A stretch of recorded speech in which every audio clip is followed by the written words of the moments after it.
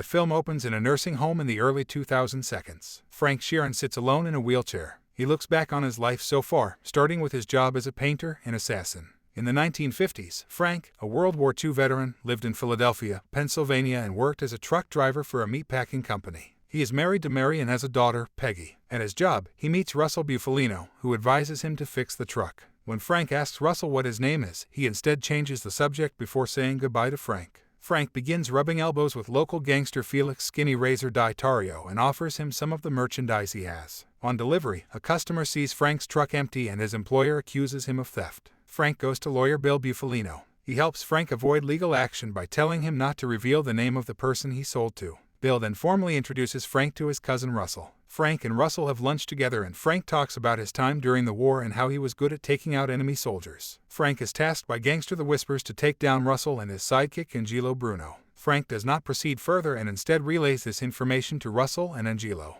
When Frank offers to return the money to the Whispers, Angelo assures Frank that he no longer needs them. Frank comes home one afternoon and sees Peggy upset. Mary tells him that she knocked something over in her supermarket and her shopkeeper pushed her. Frank takes Peggy back to the store, where he violently confronts the shopkeeper, hitting and throwing him through a glass door before attacking him on the street in front of Peggy and passers-by. This makes Peggy afraid of his father. Russell recruits Frank into his criminal business as a hitman, and he becomes well acquainted with many of the other gangsters. Frank leaves Mary to meet a woman named Irene, with whom he later has 2 daughters, Connie and Dolores. After hearing about a house paint job, he is eventually contacted by union leader Jimmy Hoffa. Present-day Frank tells us that Jimmy has a lot more people don't know, besides his famous disappearance. Jimmy runs the International Brotherhood of Teamsters and is also allied with Russell and his gang. Jimmy also has problems with Teamsters Vice President, Anthony Tony Pro Provenzano. Frank becomes Jimmy's bodyguard and brings him in to meet his family. Peggy loves Jimmy the most, even more than Russell, who knows he has bad news. Jimmy and his teammates were staunchly opposed to the Kennedys, and the election of JFK in 1960 was a serious nerve-wrack for Jimmy. He scolds his men and thinks he is also yelling at him with Frank in the room, but Jimmy assures Frank that he is not including him in the reprimand.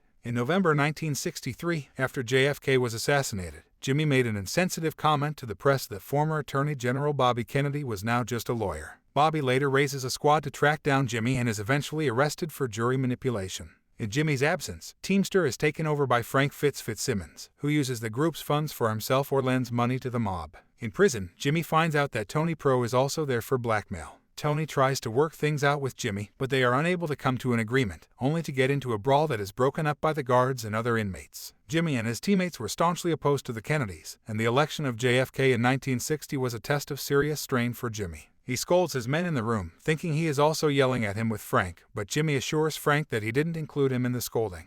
In November 1963, after JFK was assassinated, Jimmy made an insensitive comment to the press that former Attorney General Bobby Kennedy was now just a lawyer. Bobby later raises a squad to track down Jimmy and is eventually arrested for jury manipulation. In Jimmy's absence, Teamster is taken over by Frank Fitzsimmons, who either uses the group's funds himself or lends them money to the mob.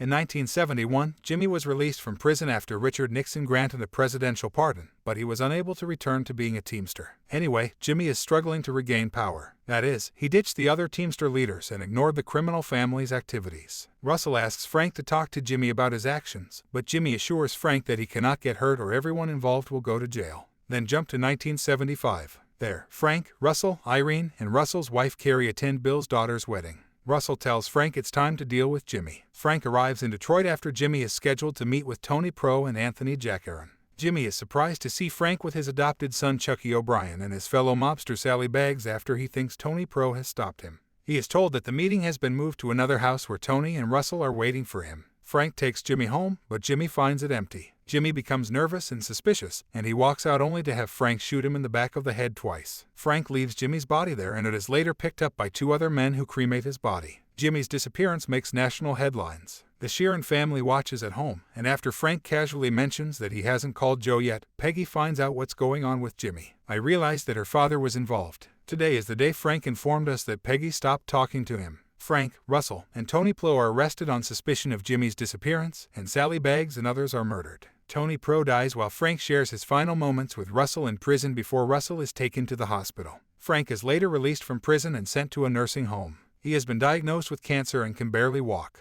He visits Peggy on a bank job, but she leaves as soon as she sees Frank, even though Frank asks him to talk to her. His attempts to reconcile with his other daughters also fail. Frank is just preparing for his own death. He chooses a green coffin and a place where he wants to be buried. At the end of the night, Frank is taken to his room in order. He asks the caregiver to leave the door open.